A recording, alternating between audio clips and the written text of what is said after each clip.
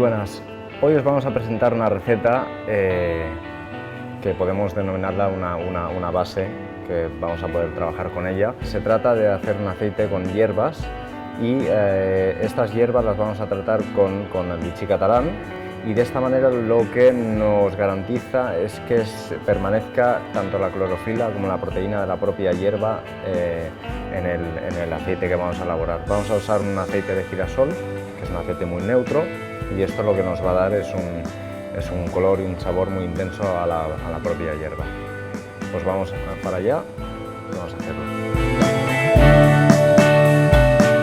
Pues para hacer este aceite hemos escogido estragón, un poco de menta y cilantro. Son tres hierbas con un sabor muy especial y muy característico. Lo primero que vamos a hacer es abrir el agua vichy catalán y la pondremos a hervir, tanto para hervir como para enfriar.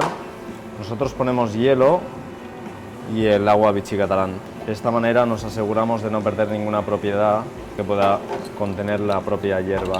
Pues ahora que tenemos el agua hirviendo ya, procederemos al escaldado. Escaldado, simplemente hervirlo muy pocos segundos. De esta manera, como comentamos antes, nos garantizamos que la clorofila y la proteína de la misma hierba se quede en la hierba.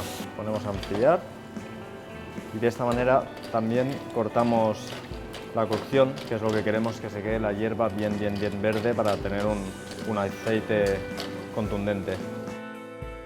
Pues ahora, una vez tengamos ya la hierba bien fría, lo que haremos será secarla un poquito en un papel y lo trituraremos con el aceite. Bien, podemos usar un Turmix o una trituradora, o lo trituramos bien y luego pasaremos al colado y ya tendremos el aceite listo.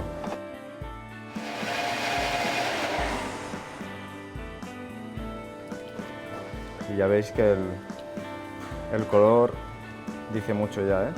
Esta vez lo hemos hecho con las tres hierbas, con el cilantro, con la menta y con el estragón, pero podemos hacerlo con cualquier hierba y lo podemos usar para, como ya hemos dicho, para múltiples elaboraciones. Pues nada, yo aquí me quedo practicando más recetas hechas con vichy catalán y espero que las practiquéis vosotros también en vuestras casas. Chao.